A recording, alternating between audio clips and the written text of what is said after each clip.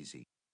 Being willing to dabble in nearly everything has led me to consider my life as simply an unfinished event. This leads to ideas often piling up and ultimately being forgotten.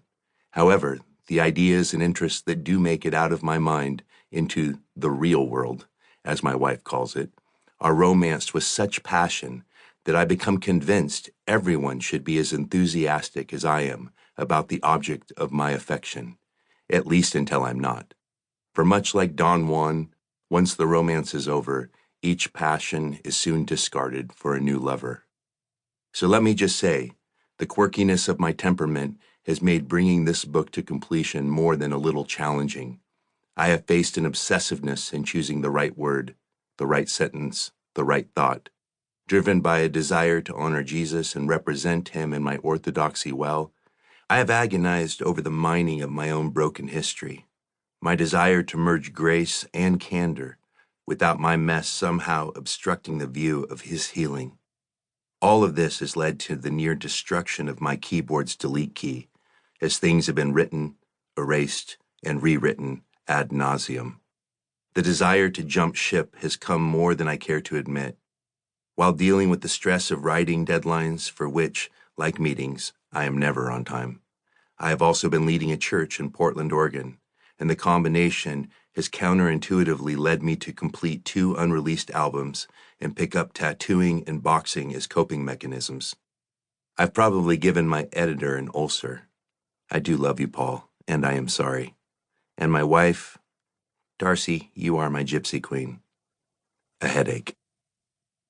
The American poet Emily Dickinson once wrote her editor with a question as profound as it was anxious.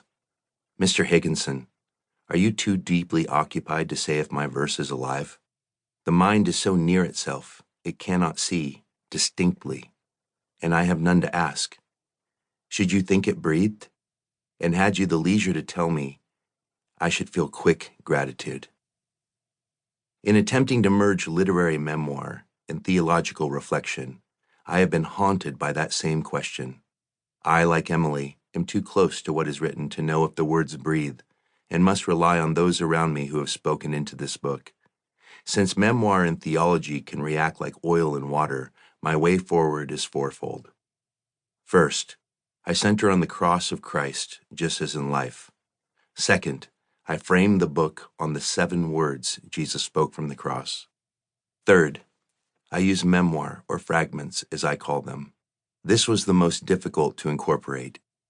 I selected memories that carried life-altering significance as a way of understanding how the gospel interacts with our past, present, and future. Memories are fragmentary by nature. They can be elusive, incomplete, menacing, and paradoxical, which makes turning them over carefully in the mind and writing what one sees as painful as it can be healing. How they connect to the themes was not something that could be forced, and often was more suggestive and nuanced, as is life itself. My life is not a metaphor, but at times can seem metaphorical. It's not a parable, though it may feel parabolic. It's not a cautionary tale, a tragedy, mystery, nightmare, romance, or adventure. But like every life, there are those archetypal and universal threads that tie us together in our shared humanity. These fragments are not meant to explain the cross or interpret the words Jesus spoke from it. In fact, I believe it is the crucified King and his cross that interpret our stories, infusing them with the meaning we long for. Fourth, I must also point out my use of footnotes. My mind loves to chase the interconnectedness of things, those threads that can open a door to meaning that was previously hidden, or that may simply lead to a hallway that has no doors. They do not have to be read, but I hope you do, for often I found myself more excited about the footnote than the actual section that inspired it. Such is the nature of the amateur. All that to say this: if you are reading these words, then the miraculous has happened.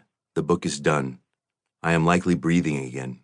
However, right now, in this moment, I'm thinking about you, the reader, and I'm wondering who you might be and where you are in this crazy, unsettled world of ours.